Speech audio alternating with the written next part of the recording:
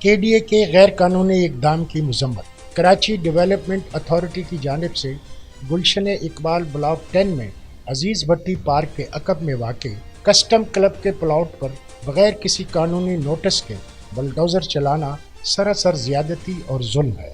Chief consultant land properties F B R Anwar Iqbal نے Tijarat news سے بات کرتے ہوئے بتایا، اس مسئلے پر کمشنر کراچی اور وزیر بلدیات کو مطلع کر دیا گیا ہے تاکہ وہ فوری طور پر کے ڈی اے کے اس اقدام پر نظر ثانی کریں۔ انہوں نے مزید تفصیل بتاتے ہوئے کہا کہ ایف بی آر ایک وفاقی ادارہ ہے اور اس پراپرٹی کے مکمل قانونی کاغذات 1974 سے لے کر اب تک کے موجود ہیں، لہٰذا کے ڈی اے کو اس قسم کے غیر قانونی اقدامات کی بجائے اپنا قبلہ درست کرنے کی ضرورت ہے۔